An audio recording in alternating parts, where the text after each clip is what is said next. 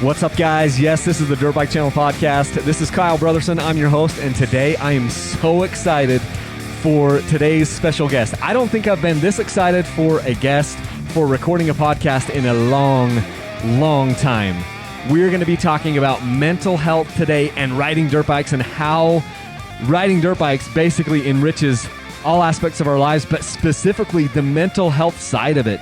There are so many super cool things that we're going to jump into with this. Today, I have a special guest. It's Dr. Domenick Sportelli. I will introduce him a little bit more when we pull him on, but we are so blessed to be able to get his perspective on this and to have him teach us why riding dirt bikes and some of these other hobbies that we're doing are so critical for our mental health and how it benefits us in so many different ways. It was just such an awesome phone call I had with him yesterday as we prep for this a little bit, and I want to get him on the line right now, and we'll go through this. So give me a second.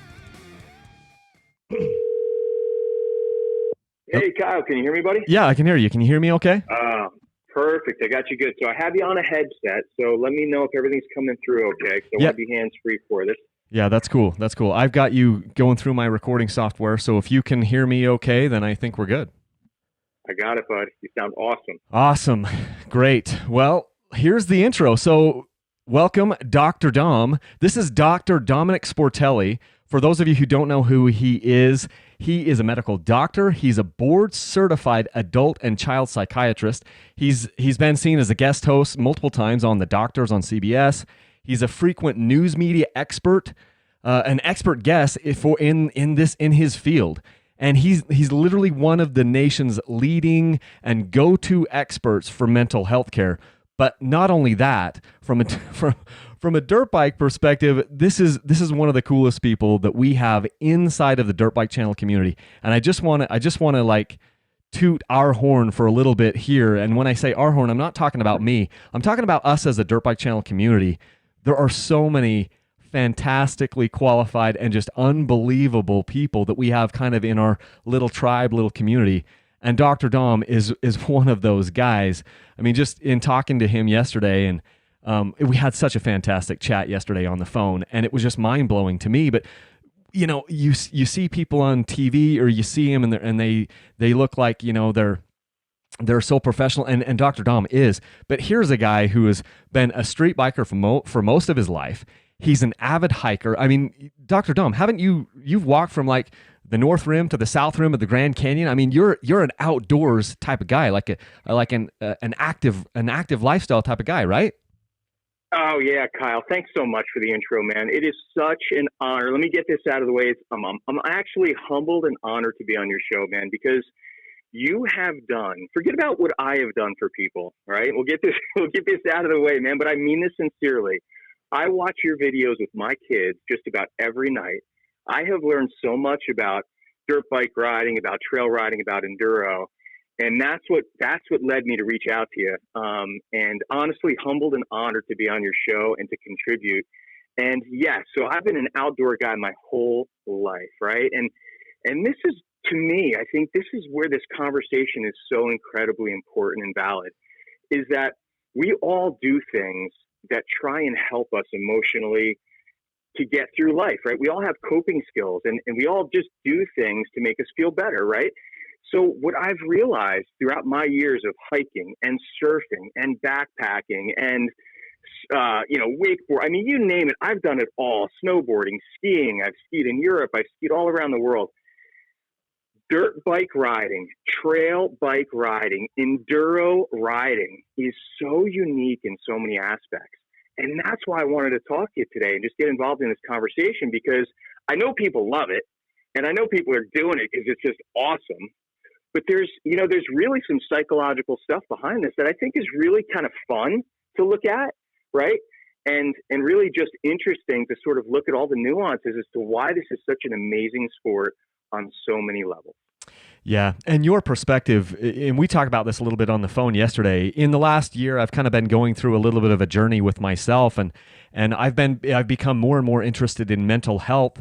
I see a counselor to help me work through some things, which, 10 years ago I might have thought was taboo, but I've really opened my mind to the these other avenues where it's like, you know what, I've got physical health. I need to make sure that I take care of my body, but also there's this mental health side of it that I think, more and more it's becoming mainstream. And I know you're seeing this more and more with your practice, but it's something that I think a lot about.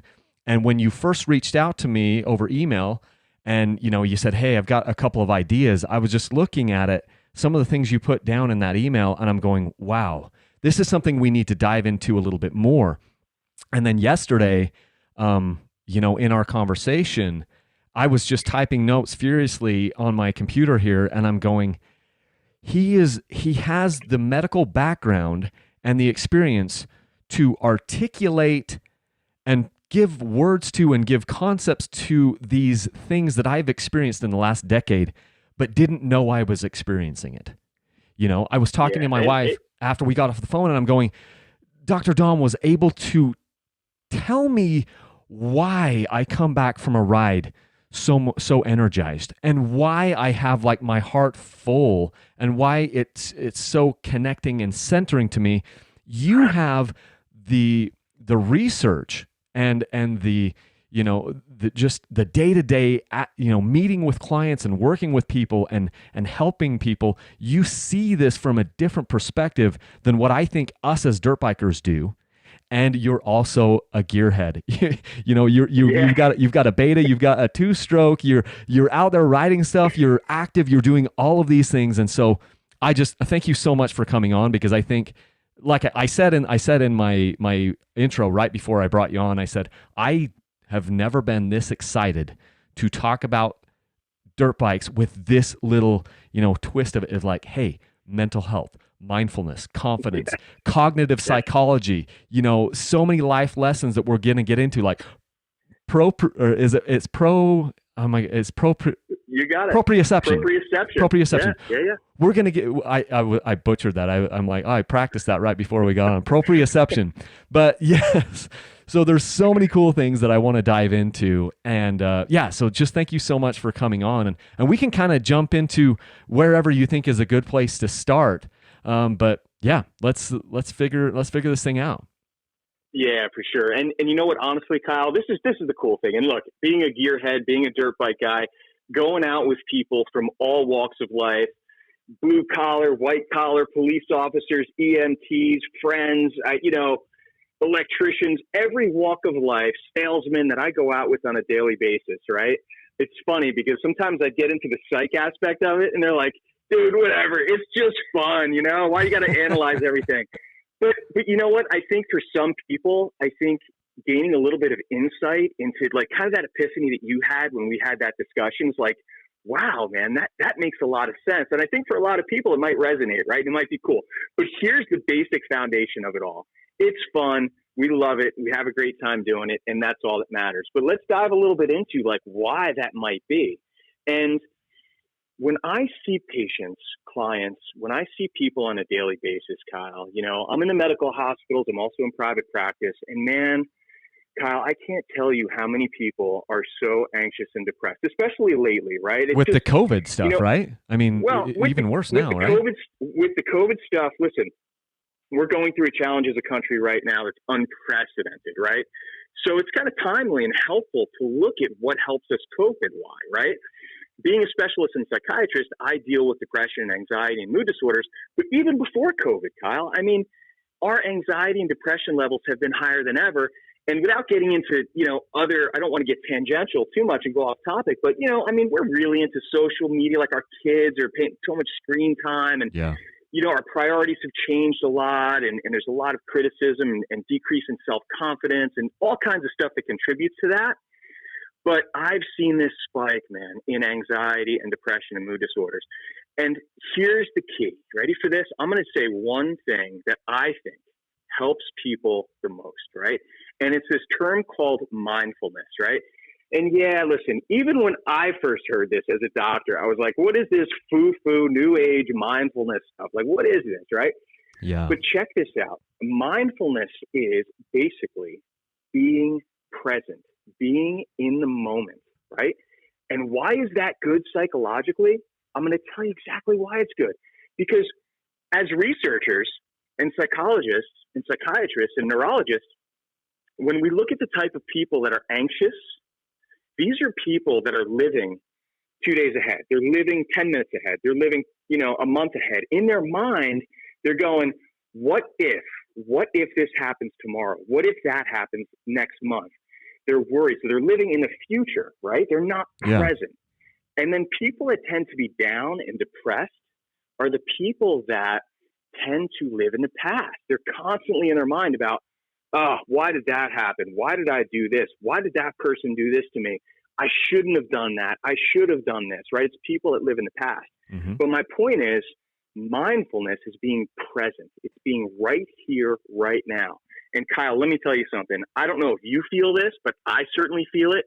When I am out on my Beta or my KTM or whatever I'm riding that day, and I am ripping through the trails, I am in the moment. Yes. There is no other. My mind is not worrying about tomorrow, and it's not thinking about yesterday. I'm present. My eyes are scanning the terrain. I'm looking at what boulder is going to come at my front wheel next, or what turn I have to make. So unlike so many other things, it brings you into the moment. There's no room for your mind to wander, and you have to be present. And that's the whole definition of mindfulness, man. And that's why when we're in the moment, we feel good. And here's the takeaway from this. If we can learn a lesson from that and draw it into our daily lives, and when we start to get anxious or start to get freaked out, just say, okay, wait a minute. Just like when I'm on my dirt bike, man, I'm going to look right in front of me. What is my issue here, right now? And I'm going to deal with it. I'm going to overcome it. Being present, taking a deep breath, saying, okay, wait a minute. It's not a month from now.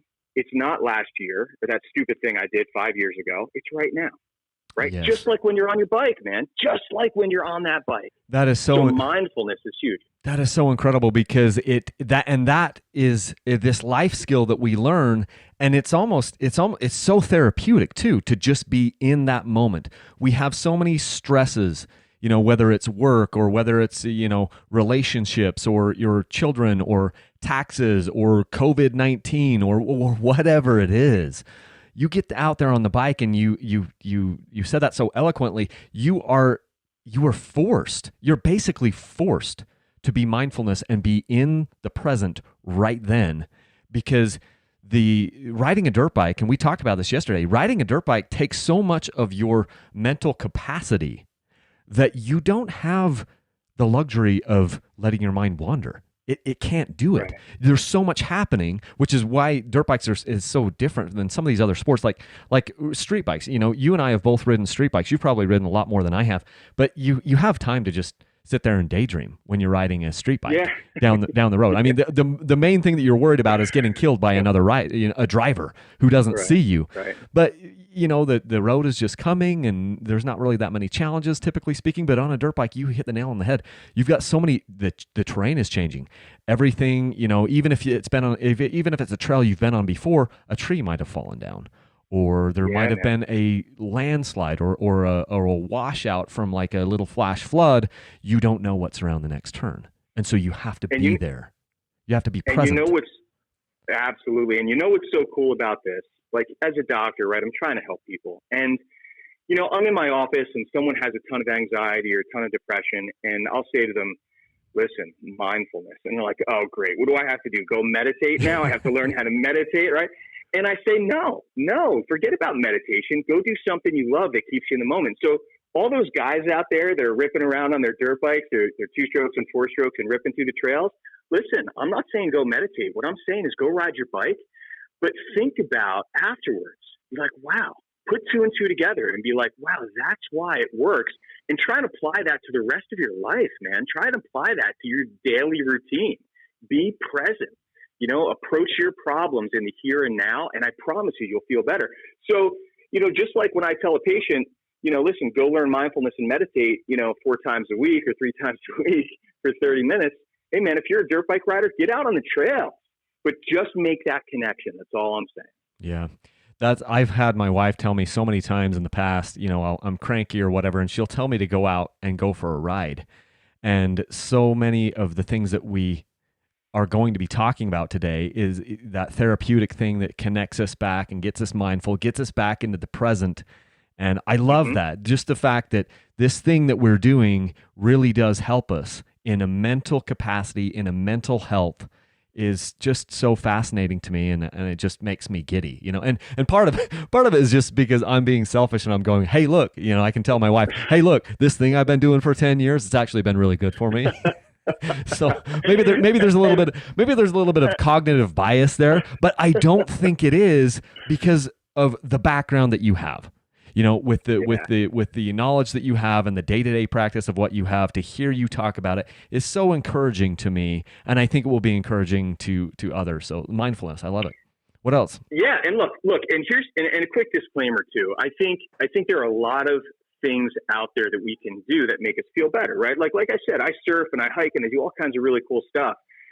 And those are all great, man. If that works for you, that is awesome. But speaking specifically to the dirt bike community on your show, I find so many unique things about dirt bike riding. And again, that's what we're going to talk about today. There are a lot of things that riding a dirt bike do that a lot of other sports don't do, right?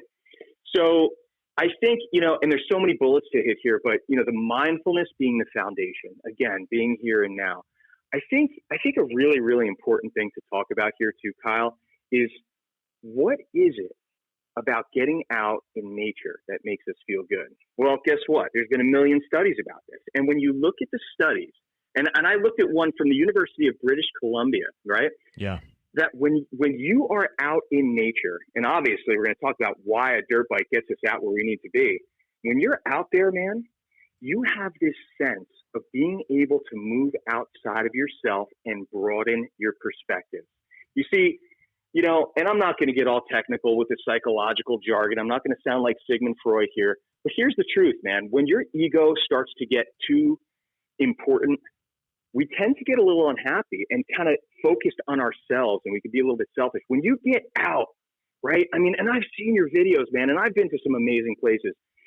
The drone footage, man, like you make it to the top of one of those hills, man, and you look around, you have to, whether it's subconscious or not, move outside yourself and say, oh my God, there is so much bigger and better out there than me. I'm just a small piece of this. And that is humbling. And it's so good for you. It broadens your perspectives. It decreases the ego. It allows you to move outside yourself. And everyone, just about everyone that does that, when they do surveys, it report improved psychological overall well-being. Imagine that, right? So you're on a dirt bike, right? And we were just talking about this, and I was thinking about this myself, and I was like, in the 2 hours that I have on my dirt bike, on my two-stroke right now, the amount of nature that I am able to see and the places that I can go to, right, I can never do with any other means. I can't do it. I just can't do it. I can't do it in my car. I can't do it in my Jeep. I can't do it on a quad. That dirt bike is like wings of an airplane that allow you to travel to places that you will never be able to see otherwise in that time period, right? So if you can get on that dirt bike for 2, 4, 5 hours, man, you are seeing stuff, no doubt, and experiencing nature that you never would have been able to see or experience before, and then have that sense of broadening perspectives and just looking around and going, wow, man, the world is a beautiful, amazing place, and I'm just a small piece of this, and that's humbling and good for us all. When I hear you talk about that, what it really says to me, it's almost like so we're talking about being connected to nature and getting outside of ourselves and realizing that there's bigger pieces than me. And riding the dirt bike through that terrain, it's almost like it's supercharging it, because I've had this conversation with people where, yeah, technically you could see some of this stuff if you did a hike, but it would take you a week. So on that 4-hour ride that you're talking about on your dirt bike, to hike that legitimately would take you maybe 4 to 7 days, depending. If you did it on a horse, which you could also do, that would take you 2 days. But you did it on your dirt bike in just an afternoon. And so it's almost like supercharging this connection to nature. And obviously, there would be some people who say, well, you're going so fast, you're missing so much. And there's some of that too. But just the amount of vistas and the amount of scenery and terrain that you can cover, I think that maybe has its own kind of quality to it. Would you agree with that, or what are your thoughts on that? Just the fact that you can see so much in a short amount of time, does that play into this a little bit too? Of course it does, because, and listen, you're talking to a guy that hiked the north rim of the Grand Canyon to the south rim of the Grand Canyon, crossed the Colorado River. It took me 6 days, hiking miles and miles per day. And that is, I mean, talk about soul recharging and beautiful and extravagant and amazing. But if I'm home and I'm working and I'm busy and I have 2 hours and I have 3 hours, man, and I'm up in the Northeast, right, where we go from like city to, rolling hills in, 30 minutes if we need to, I can get away from this grind, this heavy, heavy grind of the Northeast in 40 minutes. And it changes my entire day. I'm going to say it changes my whole week. Yeah. So just like you said, it's like a supercharged way of getting that, right? Like if I need to hike the Grand Canyon, I got to take 10 days off of work and I got to fly out there, and that's awesome, right? But dirt bike riding allows us to do it in a more expedited way, right? And we get to these places. And man, let me tell you, from my house, and I'm in northern New Jersey, right? So, and it's a very congested state. And literally I'm 30 minutes outside Manhattan. But man, I take my beta in the trails and I'm out there for an hour, and I pull over some vista at the top of the mountain, and I go, my God, where am I? Is this like West Virginia? I mean, this is gorgeous. So it allows me to do that where I couldn't do that any other way. How else could I possibly do that? The trails that I'm getting to those locations, I couldn't do it on a quad. I couldn't do it with my car, like I said. So that dirt bike in that garage for me is like this, man, it's like this magical machine that can transport me to these places that I couldn't do any other way, basically. Exactly. And I feel like just from my standpoint, some of the places that you can go on a dirt bike, because of the fact that you only have, 2 wheels lined up with each other, that allows us to get back into some of these gnarlier, more remote places. And also dirt bikers just kind of have a screw loose sometimes. So sometimes when they've made trails, they go in places that no one else would really go to.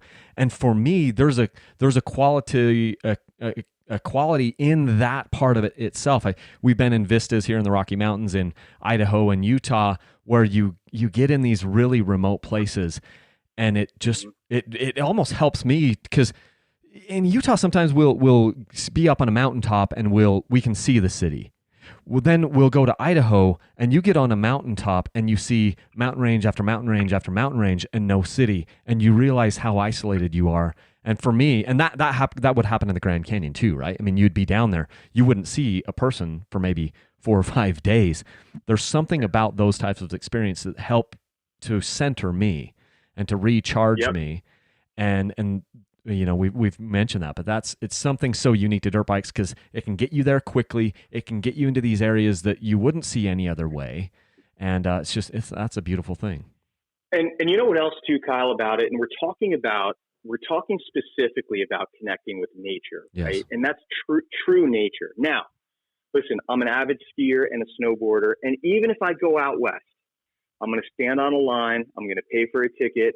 I'm going to get on a ski lift that's man-made, that's going to take me up to the top of a hill that's been groomed by a machine, right? So there's still this industrial quality to it, right? Mm-hmm. That brings you back into sort of like, society, I guess, right? Like just the machinery of society. But dirt bikes specifically, think about it. I mean, you're not paying admission.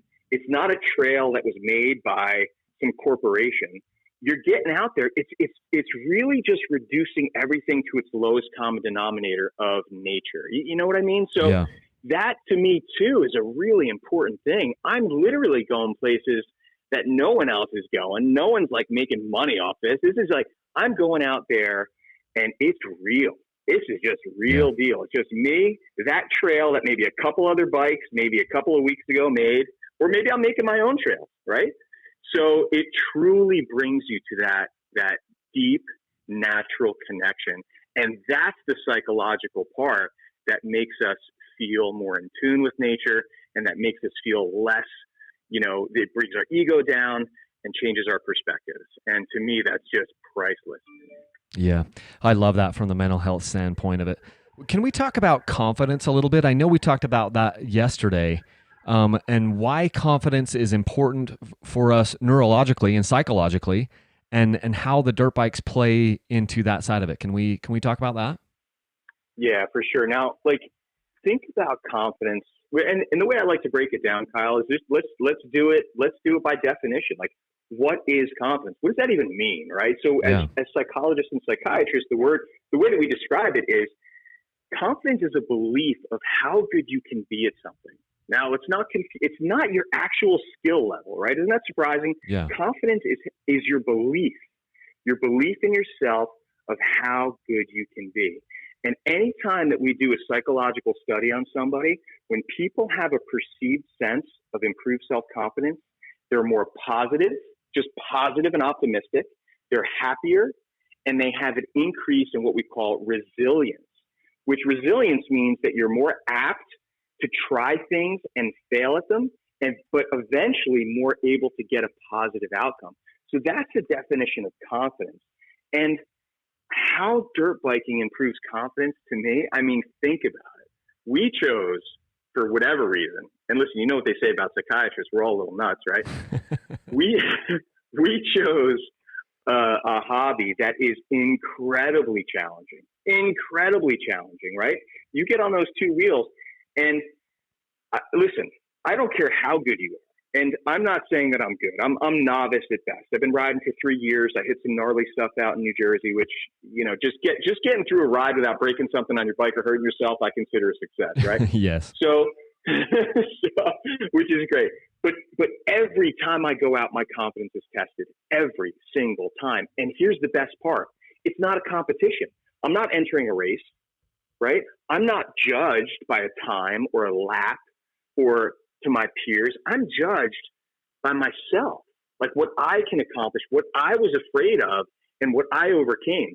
Because every time I'm out on the trail, there's a bigger log out there that maybe the last time I was afraid to get over, or a bigger, ledge or whatever, or a stream that I was like, you know what, I'm not crossing that, but you do it. And then when you do it, you build that confidence. It's like this personal exercise in overcoming and building confidence. It's just really, really amazing. So dirt bike riding builds confidence without the need for competition, without the need for entering a race. It's personal, and then what happens is, as you gain that confidence, like I said, more positive, generally happier, more resilient, right? More positive outcomes, more likely to try things in the future, right? So no doubt. And I mean, I'm sure you could share some personal stories of how you've built confidence. And I'll tell you what, I'm going to take this a step further. I'm going to take this a step to the videos that I see with your kids and me, myself, teaching my kids how to ride. Talk about teaching someone resilience, falling down and getting up, doing something that's scary and getting over it and overcoming it, right? Dirt bike riding is very unique in that way. And look, all sports do that, right? We all fall down. You get on a snowboard, you fall down 20 times, you get up, you finally get it. But taming a 2-stroke or a 4-stroke dirt bike 30 miles in the middle of the woods and going over things and getting home safely does something, I think, pretty unique. Yeah, it does. And the thing I loved about hearing you break it down about why that is making me feel more whole as an individual, I think back to when I first started in dirt bikes. I've done a lot of different hobbies in my life, and when I was getting started in dirt bikes, I was still doing long-range shooting, rifle shooting, and a lot of guitar. I see in your Instagram feed here that it looks like you're a guitar player as well. I played a lot of guitar, but I had to play. I wasn't talented enough at guitar that it came easy to me, and so I would have to play guitar, believe it or not, for an hour a day, or I would digress. And I was never really any good, if we're dead honest. But I started riding dirt bikes, and immediately I could see progression. I was only riding once a week or even once every other week, and I was still progressing. And what that did, and I'm just looking back on it after hearing you talk about this, what that did for me is it gave me some additional self-confidence. It gave me some additional self-worth that I hadn't gotten from other activities. And it increased my happiness so much. It was like exponential, because I found this thing that was hard and that I could progress at my own pace. I didn't have to be compared to someone else. It was kind of like a challenge against myself from week to week or from month to month. And then it's happened year after year where I went to one trail, one year, I struggled through it. I come back the next year and it was markedly easier for me. And those are so fulfilling, those moments. And it's that confidence, and it's giving me, it's filling my bucket, and that's what I believe that's what you're talking about, right? Yeah, it's all about looking at what we do in the hobbies that we love, specifically dirt bike riding right now, and drawing out how this is helping us in our daily lives, right? Exactly how you're saying with guitar and all these other things that you're doing on a daily basis and comparing it to guitar. But one thing I just want to add is that, and look, I'm going to just speak for myself on this, but there are times out there on the trail, I am scared. I'm afraid. Like, I am fearful, whether it's a cliff or just something that I'm just afraid, I just don't want to get hurt, or you name it. There's something that frightens me. Yeah. Okay. I have to face that fear, and I have to overcome it. And I have to overcome that fear by doing specific things that I've learned in the past, by telling myself, okay, if I handle the clutch this way, if I make sure I've been working on my balance, if I rev it this way, if I work the throttle the way I learned, I'm going to get over this obstacle. I'm going to be safe. And if I brake this way, right? So it's analytical in a way, but you're overcoming a fear by problem solving, right? And what that does is when you get through it, it obviously builds up confidence. But guess what, man? Day to day, I don't care if you have a fear of public speaking. The next time you get up in front of a crowd, if you're working at a company, you're going to take what you learned. And a lot of this is subconsciously. You don't even have to think about it. It's not like, hey, I went dirt bike riding yesterday and overcame my fear, so I'm going to public speak today. It's not like that. It's just this internal subconscious strength that you develop, that you say, I know how to control my fear. I have confidence in myself. I'm going to overcome that obstacle. So that log or that cliff face or that steep downhill or the mud bog that you're afraid to get stuck in, whatever it is, that's a metaphor for so many things in life, man. Wow. And it just carries through, right? So I don't care what your fear is. I think that practicing on your bike, you're growing as a person. You're just growing as a human. And I think that instills so much confidence in us day to day. Even if it's, man, take whatever fear you want, fill in the blank. I guarantee that if you use those problem-solving skills and that self-confidence and belief in yourself, you're going to get through it. Yeah, I mean, another metaphor that I wrote down yesterday is just, Dom, we don't know what's coming next in our lives. I don't know what tomorrow is going to bring. No one saw COVID-19 coming, or nobody, these different things that happen in our lives. We don't know what's coming next. And that is the same thing that happens when we're out in the middle of nowhere on our dirt bikes, or, things come up on the trail, and you have to have the confidence in yourself to be able to overcome that. And once you've developed this, this practice of seeing a challenge in front of you and pushing through it and figuring out how to get over it, that is building your confidence, and it's building you as a person.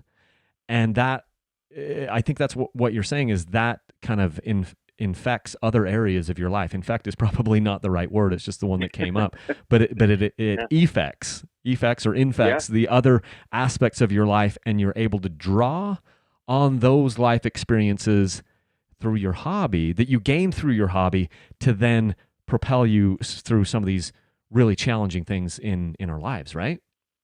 Exactly. And again, unique to dirt bike riding. I mean, again, this is not a groomed ski trail. This is not a planned out and mapped motocross track. This is something that you're going to send off on in the woods, and you don't know what's 100 yards ahead around that corner. In most cases, even if you do know that trail, it may have changed. So you have to learn to adapt and roll with it and overcome whatever comes your way. So absolutely, you're right on the money. Yeah. Let's maybe let's talk a little bit about the cognitive psychology part of this, about relying on a machine and problem solving. You touched on it just briefly there when you talked about problem solving. Can we talk about that aspect of why this sport is unique and how that can kind of help you? Oh yeah, man. Let's think about it. Let's do some comparisons. And again, my disclaimer is I am a sportsman. I love a lot of things, and I'm an avid surfer and skier and snowboarder, like I said. But you know what, Kyle? If I break my surfboard, I'm going to send it to the surfboard shop, and they're going to fix it. If my street bike, starts acting up, it's going to the dealer. If I bust my snowboard, it's going to the dealer, right? I'm going to get a new set of bindings. The thing about dirt bike riding is that it's you and this machine 20, 30, 40, 50 miles in the woods that you really need to know intimately, right? First of all, and you know this as well as I do, and I learned this the hard way, is that, we take these machines through some really, really challenging stuff that things break, right? Like I said, if I make it back from a ride and I don't have to fix something, man, wow, that's like, I either didn't push hard enough or I'm just really lucky.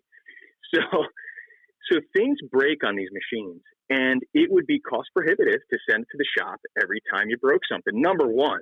Number two, you don't want to do that because you need to know your machine. You need to know how it works. And that's mechanical engineering, man. That is an amazing skill to learn and understand. So I wasn't really a handy guy before I got into dirt bike riding. Yeah, I fixed things here and there, and I knew basic mechanics. But over the several years that I've been dirt bike riding, man, I have learned how to fix a two-stroke engine inside and out. I've learned the nuances of a four-stroke engine. I'm doing all my own repairs. So what does that do? I mean, that'll take us back to the whole confidence discussion. Yeah. But from a cognitive psychology standpoint, we're learning problem solving. We're learning problem solving. And get this. Cognitive psychology. Let's go to that crazy definition stuff, right? Yeah. Cognitive psychology is identifying that there's a problem. Then, once you know there's a problem, defining the problem. Now you have to come up with a strategy to attack that problem. So there's organization. Now you have to get your resources. You have to actually solve the problem, and then you evaluate your results. And I know that's a lot of, psychobabble jargon, but basically, Kyle, what you're doing is taking your brain through these steps of problem solving every time you have to deal with an issue with your bike, right? And you're doing this for lots of reasons. You're doing this because you need your bike to perform well. You're doing this because it's cost prohibitive to send it to the dealer, right, every time you break it. And you're doing it because you need to trust that machine when you're out there, right? So you have this like symbiotic relationship with your machine. So my point is, you're learning an amazing skill. You're learning patience and problem solving, okay? When you do this, again, just like the other things we discussed, this is subconsciously, like I said, we're making it conscious because we're talking about it. We're saying, hey, guys, get this. By doing this, you're going to be better at that. Yeah. Most people don't even think that way. But subconsciously, deep down in the recesses of your mind, you probably will apply all of those problem-solving skills to your daily life. Discovering that there's a problem, identifying the issue, defining it in your mind, strategizing and organizing, getting resources, solving the problem, and evaluating the results. Think about how you can apply that to just about any problem in your life. And if you can do that, when you come home from a ride and you're like, oh man, my top end is shot, or, I blew this, or my radiator's shot, whatever it is, right? You have to go through those steps, and you're training your brain to think logically that way. And you can apply that to just about anything. You can apply that to relationships. You can apply that to your job. You can apply that to your kids. You can apply that to fixing anything, right? So basically, it's practice. It's practice for your mind to get into that logical problem-solving skill set.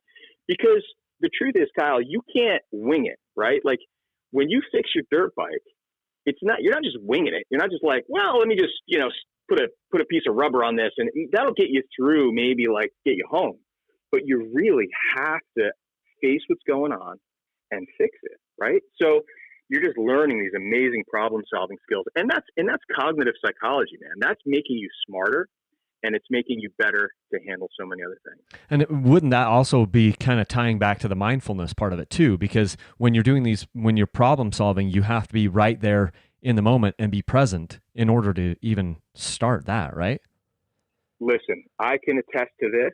And I mean, there's probably good and bad to what I'm about to say, but I think we can all say to ourselves that we get pleasure and a sense of comfort and calm when we're working on our bikes, right? So Yeah. after a hard day at work, I've been at the hospital all day. Maybe I had an argument with my wife. Maybe the kids are making me nuts. Whatever it may be, when I go into the garage, I get my tools out and I start taking my bike apart. I'm present, just like you said, and I'm focusing on something. So all those other things are kind of, it's making me feel better. It's a little bit of an escape for me. So absolutely, that mindfulness part and a little bit of an escape for you, a healthy escape. Healthy, right? Yeah, healthy. Because you're right. Look, we can talk about so much stuff in psychology. I deal with people that do bad things to cope, right? Like they'll do substances or drugs or drink alcohol or, and those are coping skills too, but they're negative coping skills. Yes. If I can get out in the garage and work on my bike for 30 minutes or 45 minutes or an hour, a little bit of quiet time and work on my bike, and that helps me cope with the stresses of my day. And that's, are you kidding me? That's a wonderful, amazing coping skill, right? So yeah, you hit the nail on the head for the mindfulness there, but also the fact that you are problem solving.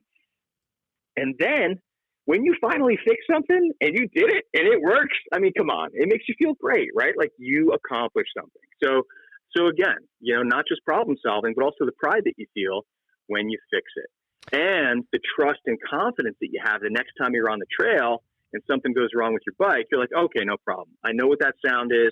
I know what that leak is. I know how to fix this. I have the tools for it, right? So again, you have the confidence, the analytical stuff, the cognitive psych, and a little bit of an escape and a little bit of mindfulness.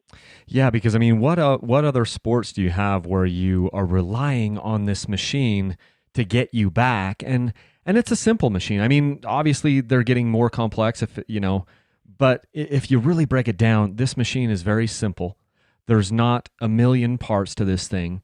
The systems are simple, and as we learn that and as we become more intimate with that machine, we develop this cognitive psychology, we develop this confidence that allows us to then take the machine out. I'm much more confident with my machines now than I've ever been because I've got that history behind me and that line upon line of building up my relationship with these bikes and with myself and with my ability to solve problems. And that all ties into this confidence thing and makes me, more. I'll give you an example. Like I had my kids out 2 days ago. We were out on a ride, and we had a flat. We just installed new tires and new tubes on both of my little son's bikes, and we got a flat on one. And it wasn't a big deal to me. I'm like, look, we're 6-7 miles away from our campsite, but we're going to be fine. I can't fix it right here because I didn't have a way to patch this tube out there in the trail. I have all stuff for my bikes, but I didn't have the stuff to fix his bike. But I just like this. My kids looked at me and they said, "Dad, is this a problem? Are we going to have to leave the bike?" And with the utmost confidence, I'm like, "No, I'll put some air in it and we'll ride it back and we'll get back." And they're like, "Well, won't that ruin something?" And I said, "As long as we're careful, the worst thing that we'll do will definitely ruin the tube, and we could possibly ruin the tire. But if we're careful, we won't ruin the rim." And they're looking at me going, "Dad, how do you know that?" And it's because of all these things that we've been talking about before. It's like, I've been in this situation before. And the sky is not falling. And so I'm not freaking out to them, and I'm not, blaming them. And we're just kind of out there still bonding and having this little, experience and trying to make the best of it. And okay, we'll go back to camp, and then I'll switch over on this other bike. And it helps. Another thing that you talked about before we move off of this problem solving thing that really resonated with me yesterday was, think about this in other aspects of your life, even around the house. So now you've trained your brain to problem solve. Okay, let's say that you have a plumbing issue, like the drain on your kitchen sink stops, draining, or there's a leak, or your water heater has a problem. You've now kind of rewired your brain, and you've developed this confidence in yourself that you can diagnose a problem and fix it. So you may not be a plumber. And even right now in this COVID-19 world that we live in, this is even more important than ever because you probably don't want to call a plumber. Wouldn't it be cool if you had the ability cognitively and the confidence to go fix that drain yourself? And you probably can. I completely agree. And I want to add to something. You know what my favorite part about your story was, Kyle? was that you experienced that with your kids. And again, don't forget, my other board certification is child psychiatry. So I deal a lot with kids who experience a lot of anxiety and depression as well. And I not that this is to blame for everything, but a lot of kids these days aren't resilient. They're not as resilient. We probably hear that word a lot today from me, but they're not as resilient as they used to be, right? So kids, when they run into issues with their friends or at school or whatever, they just can't bounce back. They don't know how to problem solve, right? Now get this, you're out with your child, your kids, right? They get a flat. I guarantee that they were scared. I guarantee that they had this fear, like, uh-oh, I got a flat. Well, now what, right? So I'm going to tell you something very important about child psychiatry is that children model their parents' behavior. That is a gold standard. That is a gold standard in child psych. So they look to you and they said, all right, what's dad going to do about this? Is he going to freak out? Is he going to throw his wrenches? Is he going to be like, oh, I got to leave the virus? What's dad going to do? Dad's calm. He analyzed the situation. He was confident. He said, there's a way to get through this without breaking anything else. We can get back. There's nothing to be afraid of. We have this. We're confident. And this is how it's going to go down. We don't have the proper, tire patching kit at the moment. But next time, guess what? Maybe we'll bring a kit. But they saw that behavior in you, that problem-solving confidence. And what your children learned is priceless. So they're going to use that. And again, subconsciously, man, in their day-to-day life, problem-solving, they learn something from you. And that, to me, your story with your kids, or when I go out on the trails with my kids, those life lessons, they carry over to them. And to me, what's more important than that, honestly? Not much. Yeah. Not much. It's, and I love the transition into thinking about, building our families with this. Even right after that happened, there was another thing, and I just felt really good because I know that these lessons are being had by the kids, and they're taking it to heart because we're riding back. I've got one kid that's going a little slower because I'm telling him in the headset, I'm like, let's just go a little slower. Because the last thing I want to do is damage this rim. So just go a little slower. And then I've got the other son in front, and he's still, everything on his bike is still good. And he goes ripping up this hill and ripping down the other side of it. It was a steep hill, and it was really rocky. And down at the bottom of it, he gets out of control. I can't quite see him because I'm still with my other son back behind just a little bit, but I hear it on the headset. I hear something happens. You know what I mean? And he just eats it hard down at the bottom of this hill. And I get down there, and he's laying on the ground motionless, and he's crying, and I'm trying to turn the volume in my headset down because he's just like filling my helmet now with this, pain. And I look at him, I lay my bike down, I say, hey, buddy, just sit there for a second. I kind of get the bike off of him, and I'm like, just breathe and everything. And he stands up at that point. And 5 years ago or 4 years ago, that would have ended his day. He wasn't really hurt, but mentally he was hurt, right? And he's bumped up on his side. He's a little sore here, and he's crying. And I say, let's get your helmet off. Let's calm down. Let's take a little bit of a break. And we only take like a 3-minute break. By that time, he is ready to go again. He's not even, tears are still coming down his face, and he's pulling his helmet on. And I almost get emotional as I think about this. But this little stud 9-year-old is pulling his helmet on. He's kind of scraped on his side. He took a pretty hard digger, and he's like, okay, I'm ready to go. And I'm sitting there going, a few years ago, I might have had to carry him back on my bike. Mm-hmm. And now he's developed this resilience where he's like, okay, I'm ready to go. He's kickstarting his bike, and he hauled ass after that. Imagine that. Imagine that life lesson. Yeah, and I'm like, we couldn't even keep up with him because we've got the flat tire, and he's decided, I'm not going to let this beat me. And we talked about, maybe here's what you did, buddy. Maybe you should have just let it roll a little bit. You got a little squirrely over here. In the next time this happens, just a suggestion I have as your dad is let off the brake. I think what happened is you got a little bit offline, you panicked, you then gave too much brake, and then you washed out your front wheel, and now you're on the dirt, and now we're wiping you off. So I think next time, if that happens, let that sucker go and try to roll through this without being on the brakes, and you might find that you'll make it. And he's looking at me, he's listening, and he takes off. And it was such a proud moment for me because I'm like, this is the resilience. So I love it. why is it that kids, because you said something, you said kids today are not as resilient as they used to be. Can you give us any insight into why you think that might be the case?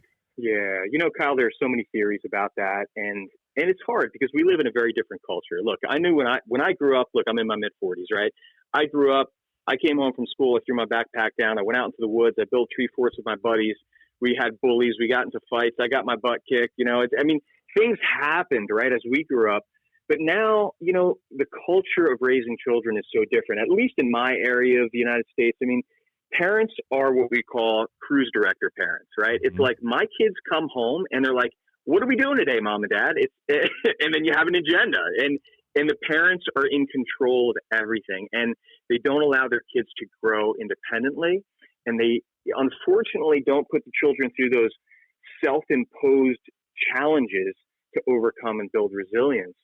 So this certainly can be a pretty, controversial topic, but for the most part, I think that's leading to a decreased resilience, decreased self-confidence, which is why kids are so upset, when little things happen, right? Because they don't know how to overcome these things independently on their own. They don't develop that foundation of who they are and what they can accomplish on their own. So, doing things like dirt bike riding being one of them, but there are a lot of things we can do with our kids to teach them those life lessons. But those are some theories as to why things have changed culturally. I think, we're not allowing our kids the freedoms to learn, to fall and get up and dust themselves off and be like, "I got this." We're catching them way too much, right? So we're putting too much padding around our kids. And again, controversial topic, right? I'm a child psychiatrist. I want the best for kids. But I do see that. I think parents need to lay off. I've seen some real crazy stuff, and we can get off on some crazy topics where, your parents, they do their homework for their kids, they register for their college courses for their kids. You have no idea what I see in my private practice. Wow. And I tell parents, I'm like, listen, they need to learn. Kids need to learn. Give them some freedom. Put them through some challenges. Let them cry it out. It's okay to fail. Let your kids fail. Which in essence, of course, we don't want our kids to get hurt, but let them have a little get off on the bike. It's okay. It's okay, right? Let them take a little tumble. Of course, safety, right, first. But dust yourself off, get back up, and keep riding, man. You got this. You get a flat. That's okay. How are we going to fix it? You bust a chain. Okay, no problem. How are we going to fix it, right? So it's all learning, right? And I think the more that we can do with our kids in that respect, the better off they're going to be as adults. Look, I know it's made me a better adult. It's certainly going to make my kids better adults, right? Yeah. Yeah. I think about my role as a father, and I'm literally just fumbling my way through this, and my wife is a better parent than I am. But we offer different, different skills and different things to the kids. But I feel like so much of my goal, I don't feel like, especially with my boys, I have 2 boys and 2 girls. The girls are the oldest and the youngest, and then the boys are in the middle. And I don't feel like I'm raising boys. What I feel like I'm doing is grooming men. Mm-hmm. That's how I look at it. And so I'm not, they get a little bit more encouragement and nurturing from their mom. And I'm trying to walk the line of being that nurturing presence, but also be, the one who is reminding them that it's okay to fail, and we're going to do hard things. Because my whole life is just one, if I boil it down, it's one set of do this hard thing and then find another hard thing and do that hard thing. And that's one of the reasons I like dirt bikes, is because it's hard. I do it not because it's easy. I do it because it's hard. And I'm trying to let that kind of distill down into my children. And when I see the progression that we make over the years, and I tell you, and it's a lot of work. Like doing dirt bikes with your kids is a lot of work, because it's hard for us, right? It's hard for us as adults. And then with their little bodies, and they have, the tires are smaller and everything's smaller and things are hard.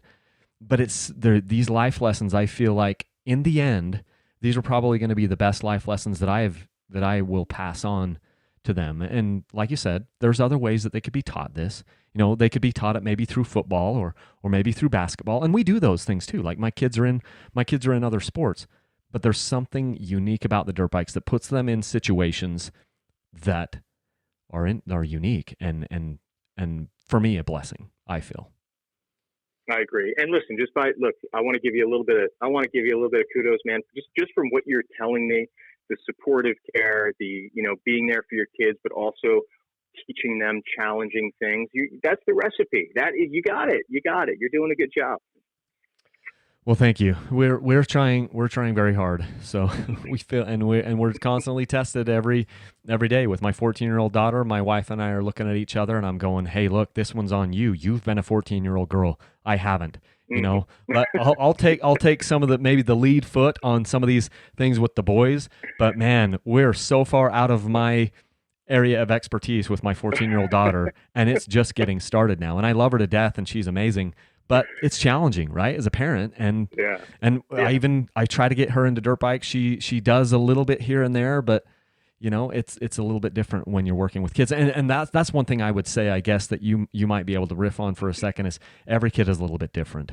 One kid you can push really hard and say, go hit that rock, and you can motivate them that way. Another kid, you need to, psychologically, you may need to take a different approach in order to give them the support and the encouragement that they need. I mean, that's a thing, right? Of course. Every child has a different personality, Kyle. I mean, every child has a different framework of who they are. And a lot of that is potentially genetic, or, this whole nature versus nurture argument, but it's a little bit of both. It's a little bit of genetics. It's a little bit of personality trait. It's a little bit of some of their life experience thus far in the world that lead to these different personalities. And if they're not robots, right? It's not a computer program. Every child's going to be a little different, and you have to sort of roll with it. There's nuance in how you approach each child, and you got to do it in a way, obviously, that's not traumatizing the kid, right? If someone's super afraid of something, you take your time with it, right? And listen, maybe the dirt bike's not right for them. Maybe the basketball court is a better lesson for them, and that's totally fine. There's nothing wrong with that at all,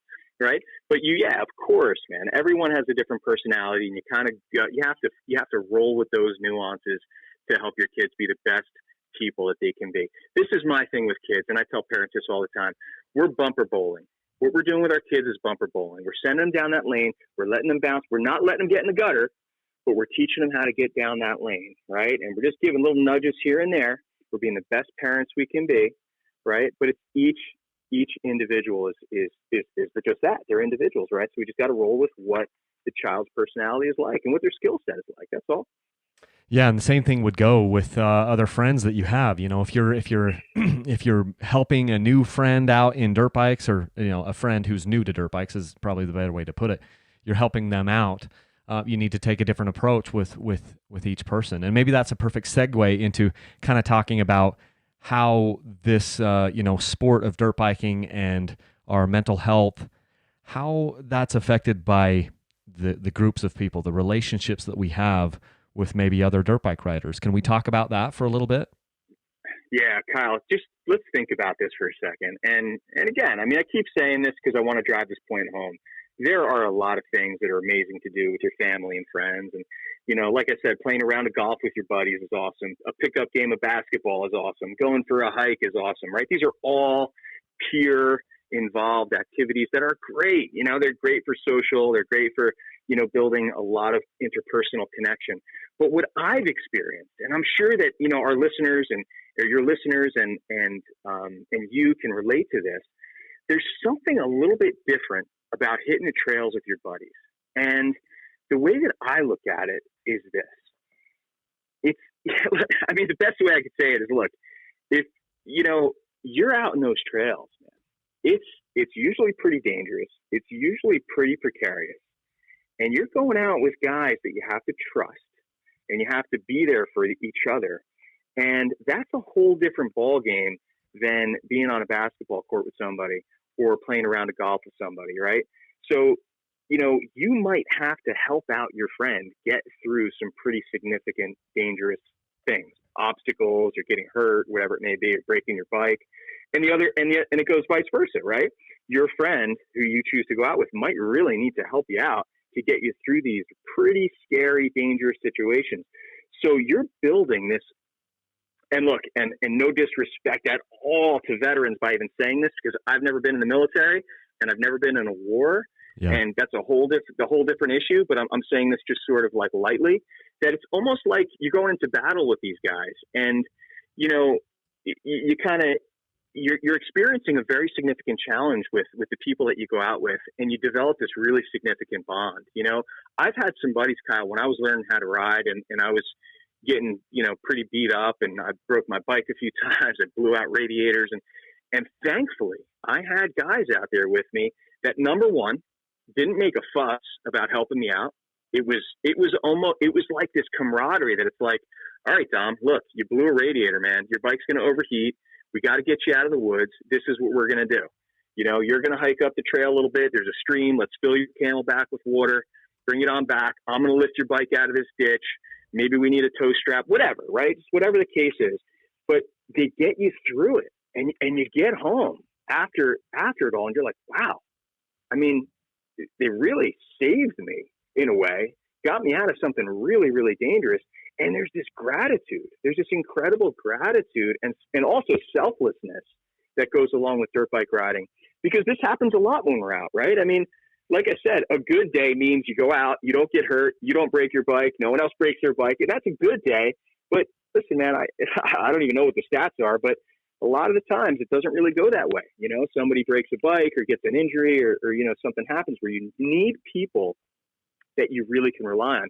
And from a psychological perspective, in building relationships as humans, as interpersonal interaction and social interaction goes, the two words here from a psychological perspective are gratitude and selflessness. And I see that so much in the dirt bike community. This just sense of selflessness. Like, how many times have we been out and you're out with five guys and somebody, has a get off, or their bike, something, for whatever reason, their bike is just broke and you're 10 miles away from the trailhead, and now we got to do a tow out, and it's no problem. It's okay. It kind of sucks, but it's okay. Let's get you to safety. Let's get your bike fixed. And it's all good. There's just like selflessness about it. You know what I mean? And then there's the gratitude part where you're just so thankful, right? You're just so thankful. And that kind of bonding, to me, and again, I have nothing against golf. I enjoy a round of golf from time to time. But in comparison to other sports, I feel like the bonding, the interpersonal bonding, because it's at that intensity level, is so much more. Yeah, because you're out there relying on these people. I can think of countless, well, not countless, but I can think of many, many times when I've been out there at the mercy of the environment, and then something goes wrong, and now you've got to rely on these other people with you, these brothers with you, or sisters, if you're doing this, and you're a woman and you've got a women's group or whatever it is, but you're out there, and it really matters who you pick to ride with. You've got to trust these people. And obviously you have to start somewhere. If you don't have a group, you've got to start building those relationships. But that's what you're talking about, is building the relationships, fostering those with family, with friends, with other people, and trusting in people. And what you're telling us is that just the trusting people and developing these relationships, that is fostering gratitude, and it's fostering selflessness, and that is blessing us with our mental health, right? Oh my God, it's creating humility. And you want to hear something crazy? I mean, a lot of people don't even believe this, but I've seen PET scans where we look at blood flow in the brain and the usage, or like what parts of our brains are activated with certain emotions. And that old saying, it's better to give than receive, is actually true. And it turns out that when we look at the MRI scans, active MRI scans, they're called PET scans, of people's brain, when they're feeling a sense of giving, the reward system of the brain lights up much more than when you're receiving, right? So when you're out there on the trail and you got to get out your tow rope and you help somebody out and you're giving your time and effort, I mean, that is just a sense of selflessness that makes us feel good. It allows us to feel good. And just look, being a part of that community, there's that give and take, right? So when you're sitting around later and, having dinner or having a beer at the bar or whatever with your buddies, you guys have bonded in a significant way. It's, you've gone through something challenging together and you've been selfless. And you have that gratitude. And psychologically, that has some really, really heavy weight. And man, like I said, I mean, I do a lot of sports. I can't think of many sports that you go out for a day and you really have to put a lot of faith, or you might have to really, rise to the occasion to help somebody out significantly just by going out on a day ride, right? Yeah, I mean, and I love how you brought up the military aspect of this, and again, I'll echo what you said is, we're not comparing this to battle or anything, but if you look at that group as kind of like your test subject, you see these people who've been in the military, who have been in battle together, and these are brothers that, I mean, they're as close to them mentally as they are to anyone else on the entire planet. And it's because they've been through these really harrowing experiences, and they can relate to each other, and they know they look at that guy behind them has their back, and they know that guy would lay down their life for them. And those relationships never go away for their entire lives. Mm-hmm. Well, on a lesser sense, because we want to be totally sensitive to that, on a lesser sense, we're tapping into that a little bit by going into some of these environments on our dirt bikes and having some of these adventures. And it could happen too. If you hiked with somebody, from the top to the bottom of the Grand Canyon, you would develop a relationship with that person that would stand the test of time as well. And that is helping us to give us more happiness, and even serving others. Like you mentioned, if you're helping someone to tow them out, or to help them fix their flat, or they broke a radiator and you're trying to use JB Weld and bond up the radiator and then find a ditch somewhere and fill the radiator full of coolant, or use it from your Camelback or whatever it is from your water bladder. Those types of serving, it makes us feel good. I know that here, even just like from a spiritual perspective, I've been taught my whole life, if you're feeling down about yourself, go out, get outside of yourself and serve someone else, and you'll feel better. And what you're saying is that's basically a psychological fact. Is that what I'm hearing from you? Is that if you can get outside of yourself, serve other people, it has almost like a dopamine hit where it makes some of your problems go away and makes you feel better about yourself. Is that what you've noticed with your study? Yes, and that's exactly right. And we've known this for such a long time. I mean, science is proving it now. Okay, fine. We have numbers and statistics and colorful charts and graphs that show us this stuff. But man, this stuff goes back to the dawn of time, right? Where it feels good to be selfless and give and help others, right? And man, look, I don't care if you're out on the trail and you got somebody that's new, and you're just the guy that's kind of waiting up for them and kind of taking them through the ropes, or you're the guy that's, when you see somebody have a hard get off and you put your bike down and you go run over and you make sure he's okay and you kind of go through a little triage with him. I don't care what level it is, you're helping people, man, and you're developing this really cool relationship, because we've talked about it. Riding dirt bikes can be precarious. It can be scary. It can be dangerous. It's uncharted territory in a lot of situations. It's far from home in a lot of circumstances, and a lot of bad things can happen. So you're developing really, really cool relationships. And part of that is by being selfless, by helping them, right? By being there for them, by being the person that they can trust and rely on. And then that relationship goes back and forth. But look, I mean, we've had this really awesome conversation, right? But I think everything that every heading that we talk about, we can tie into all the other headings we talked about, right? Like, you're out in nature, so you feel that, life is bigger and better than you. So that's kind of selflessness too. We talked about confidence, right? That all ties into helping other people and trusting other people, right? We've talked about the cognitive problem solving ability. Well, you kind of need that when you're helping somebody out or someone else is helping you out, right? So all of these things reinforce each other, man. It's so cool to look at it this way, right? Yeah, no, I love that so much. It is really interesting to me to see how it all ties back together. I just wigged out with my wife, yesterday when we got off the phone, and so she's excited to hear some of this stuff too.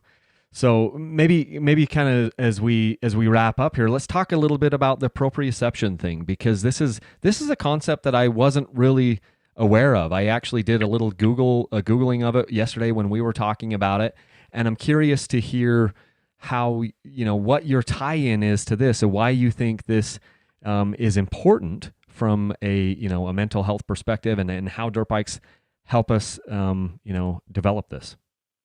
Yeah. So look, physical activity, number one, is incredibly important. Let's just get that out of the way. And I tell my patients this because I've read studies over and over and over again. So let's say somebody's depressed and anxious. I've read studies, Kyle, and I'm a doc. I prescribe medicine, right? I will prescribe you medicine.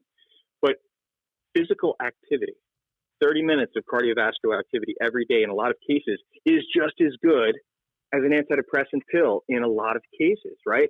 So let's get that out of the way. So the physical stuff we're getting into now, riding your dirt bike, man, kicks your, it's no joke. When you get on some gnarly trails, man, I'm huffing like I just did 50 squats at the gym. I'm I'm usually hurting sometimes. So the physical activity part of it, from that perspective, from the muscular strength, from the cardiovascular activity, is good for us psychologically and physically. They go hand in hand. But you mentioned a word called proprioception. Proprioception is a really interesting phenomenon. Now, from a neurological perspective, what we look at, first of all, proprioception, what is it? Proprioception is your brain's way of understanding where it is in its surrounding space, right? So if you close your eyes and you balance on one leg, your brain is paying attention.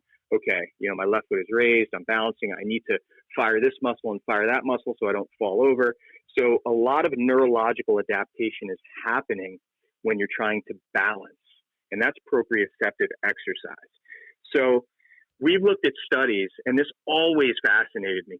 We've looked at studies at mice, for example, right? And we always kind of do studies on poor mice, right? So you take a mouse and you put them in a space that has a lot of balance beams and challenging obstacles, compared to a mouse that has a very boring cage that's all flat, and you don't really need to do any balance type exercises. Now, when that mouse dies and you take a look at the brain of the mouse that had to do all of the balancing activities was much well formed in a lot of the places that we didn't think it would be more well formed. And that's the frontal lobe of the brain, our problem solving brain, right?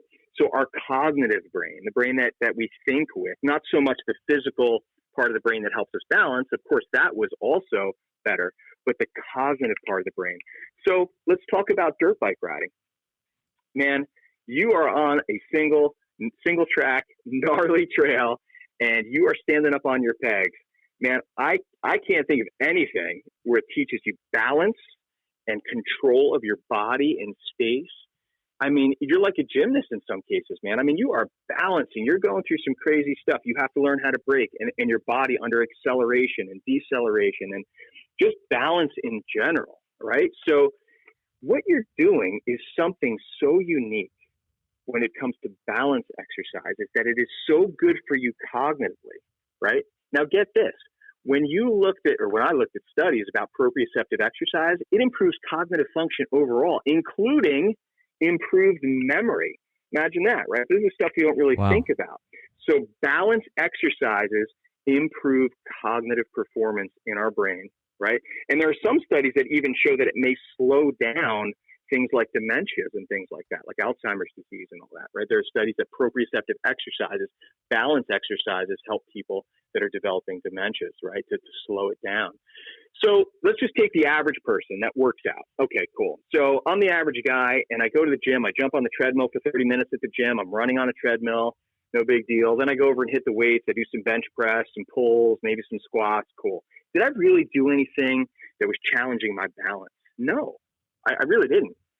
So it's very easy to not, even though you're doing physical activity, to not do something that challenges your balance, that challenges your body's ability to constantly pay attention to what's happening in the space around you, right? So dirt bike riding specifically is cardiovascular, it's strength, and it's an enormous amount of proprioceptive exercise, which is that balance training. It's just where you are in space. And God, I mean, you and I could probably think of a million cases where you need some really, really good balance type work to get through some of these trails, right? Yeah. So I think that was a really important thing to touch on as to why dirt bike riding specifically really attacks all of these awesome physical attributes as far as, getting in shape, but also how it applies cognitively and psychologically to us just by doing the actual exercises of riding. Something that was really interesting there that you mentioned right at the beginning is, as a medical doctor, you're able to prescribe medications to people. But I'm sure as a, careful person and an analytical being, how do you decide if you're talking with a client? Where's that line where you say, you know what, I think this person just needs to get some more physical exercise, or this person might actually need some sort of an antidepressant? How do you, I know that doesn't have anything to do with dirt bikes, but it's just curious to me, where is that line? If you look at somebody, you get to know them, you're like, you know what, I think actually what you really need is some of these things we've been talking about. You don't actually have to prescribe a dirt bike to them, but you want to get them out and get them more active and get them, doing some of these things. And it's like this, maybe you needed some exercise. You look at clients, can you identify those people easily, or is it hard? How does that work? Yeah, it's a really complex sort of algorithm, but let's put it this way. I'm going to say something super basic. There will never, ever be a time, unless someone is totally incapable of it physically, but there will never, ever be a time that I will tell someone that's depressed or anxious or having a mood disorder to not get out and get moving. Awesome. Never. I will always, always, always say, what's your activity like? Are you getting out? What kind of exercise do you do? Are you getting some cardiovascular exercise? So you're going there first. You're going there first before you would ever even consider, like a chemical fix, right? Always. It's always part of the equation. It's never not a part of the equation. The medications come in secondarily. Now, listen, Kyle, there are times, and being a medical psychiatrist, I deal with some pretty significant stuff. I mean, people that are suicidal, for example, or people that won't even get out of bed or won't even eat or feed themselves because they're so depressed, like really significant stuff. Now, in those cases, it's like, look, we got to get you on a medicine that could probably help you out. But there will never be a time that will not add physical activity to their regimen. And it's a discussion with the patient as well. It's like, someone comes in and says, Doc, look, for the past 6 months, I have just been down in the dumps, and this is, what's going on in my life.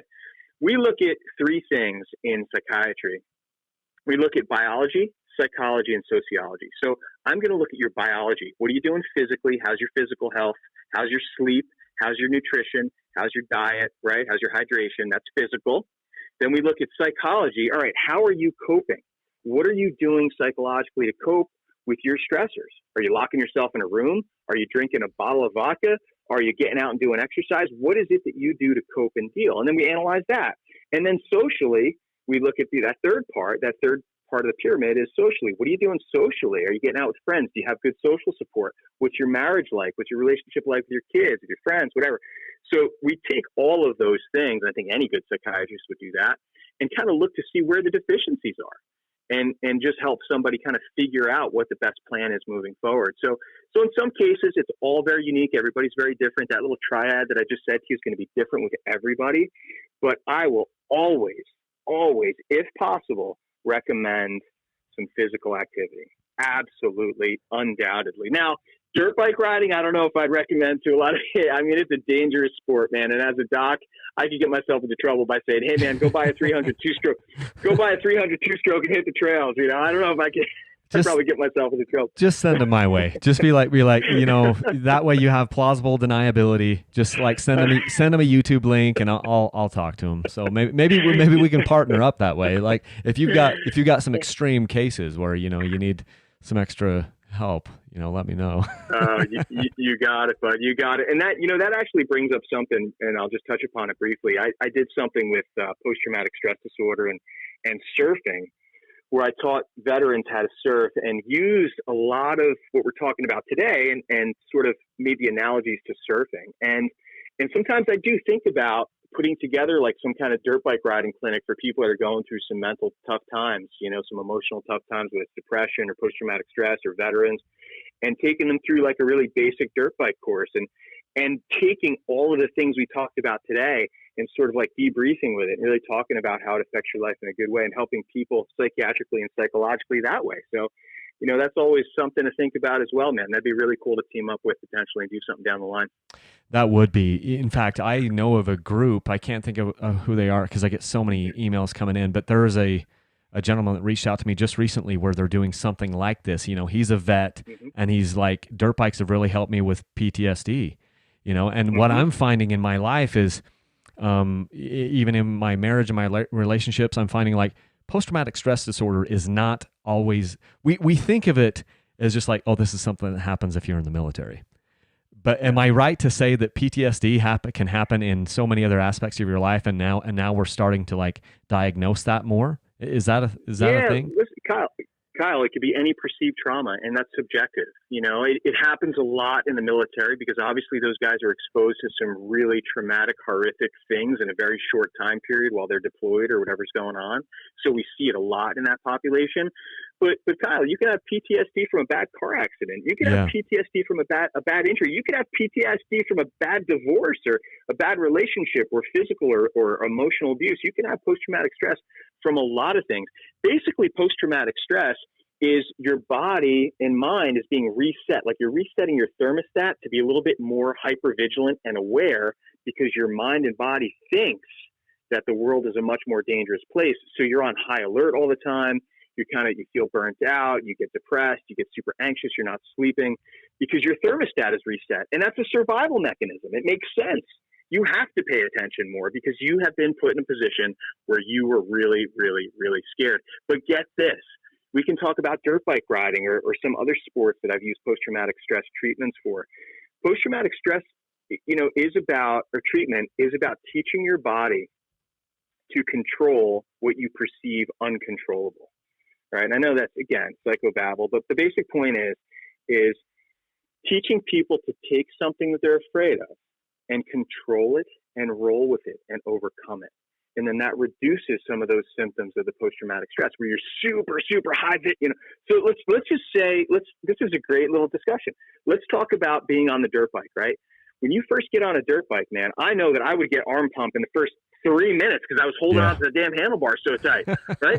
Until I learned, and my buddies would tell me, and just experience over time, stay loose on the bars, keep control, right? You get your finger on the clutch and finger on the brake, but just nice and loose, nice and easy. Squeeze the bike with your legs, right? Like, don't use so much physical energy. You're not going to control the bike by squeezing the hell out of it, right? Yeah. So that's sort of a lesson for like the post-traumatic stress people is, you're going to have to let go a little bit. You're going to have to roll with it a little bit. Yeah. You're going to have to flow with it a little bit. And that's the psychological sort of lessons that you learn when you do things like that and you apply it to post-traumatic stress. So yeah, for sure. It can absolutely be applied. Yeah. Well, and you'd probably have a harder time with that because I look at these guns that I'm seeing on the internet with your arms and like, of course you're going to get arm pump. You got so much muscle mass up in there. You can't get the blood out of there. Oh man, that's so funny. Dudes that are built like you, they have harder problem with our pump. Like little skinny guys like me, we don't have that problem as much.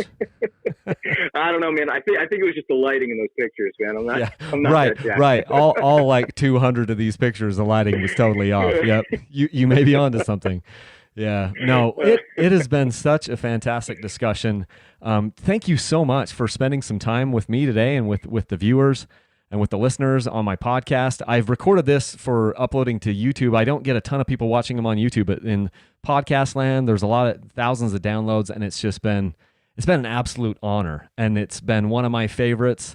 And what I really hope is that just people kind of take away the fact that our lives are so connected. Our mental health is connected to our physical health, and our spiritual health it's all connected. We can't really, as guys, and me especially, I like to compartmentalize things. We're good at, I'm sure you know this from your study of the human mind. We men compartmentalize everything. And so at times of my life, I've compartmentalized and said, I'm not going to focus on my mental side of things. I'm not even going to think about that. I'm just going to make sure I'm in physical condition and I'm taking care of my obligations or whatever. But now I'm trying to be more holistic in the fact that, like, look, all of this is connected as a whole. I cannot just put my mental health back in a corner. I've got to face my fears. I've got to face an addiction, or I've got to face this thing, and it's going to help me in all the other aspects of my life. And I think that probably is so much of what you're doing with psychology is helping people to understand these things. And just the fact that we were able to tie it into dirt bikes, I never would have believed that we could have done that. And yet we have in such a powerful way. I just thank you for helping us do that. Hey man, Kyle, it's been my pleasure 1,000%. I love your videos. You've changed my life for the positive in so many ways, and I'm sure you're doing it for your viewers as well. So I'm incredibly happy to contribute. I'm glad we became friends. And, and moving forward, man, just keep doing what you're doing. You're doing an awesome job. And thank you so much for having me. Okay. Thank you so much. We'll be in touch. I'll cut you loose, and we'll catch up real soon. Hopefully we can get out and do a ride. I wish we didn't live 3,000 miles apart, but we'll figure it out sometime. Man. The world is a small place. We'll get together at some point. Thank you so much, Thanks, Dr. Dom. Appreciate it. Bye. Wow. Literally, wow is all I have to say. That to me is so mind-boggling and so enlightening. And it's just, I hope you guys enjoyed that as much as I did. Maybe I'm just geeking out on it, but I think there's so many valuable nuggets in there that we can take away. This sport that we love, sport of dirt bikes, it is doing more for us than we probably ever even considered. And going through the different topics with Dr. Dom, what a cool guy. Another thing too is just, I love hearing from you guys. Reach out to me, Kyle@dirtbikechannel.com. The way that Dr. Dom and I got to know each other here just a little bit is by him just reaching out and saying, hey, here's what's going on in my life. And have you thought about the way that dirt bikes are helping people? I'm a board certified psychologist, double board certified psychologist, and I'm seeing this, and this is what I'm noticing in my practice, and this is what I'm noticing especially in the times that we live in, and we have this hobby that has some really valuable things that it's doing for us from a mental health perspective. So my message to you guys is digest that, but also if you have ideas for additional podcasts, for interviews that I could do that would benefit the group, let me know. Kyle@dirtbikechannel.com. Also, please rate and review. And man, if you've stayed around this long, I might as well just shamelessly plug. If you want to support Dirt Bike Channel, you can use my links for Rocky Mountain ATV down in the description of this podcast or the description of any of my YouTube videos. You'll find my links to Rocky Mountain ATV/MC, where you use those links and I get a referral bonus for sending you there. Also, in just a few days, it's April 10th when I'm recording this. In just a few days, we've got the Dirt Bike Channel sweepstakes coming up where I'm giving away 3 dirt bikes. Count them, 3 dirt bikes. There's a Beta 300, there's a Yamaha YZ250 FX, and there's also a KTM 300 that I'm giving away. All the details will be on my website as of April 15th. The sweepstakes goes from April 15th until June 15th, so you got a 60-day window, and then we're going to be giving those bikes away. Everybody stay safe. Also, just know that, look, you might want to just tone it down just a little bit here during these COVID times. You don't want to go to the emergency room, so maybe just tone it down a notch so that you don't end up in the hospital. And that would probably be a good thing. We didn't talk about that. We talked about it yesterday, but we forgot to talk about it now. So just, use wisdom, use some good judgment, and man, leave a single track. Thanks, guys.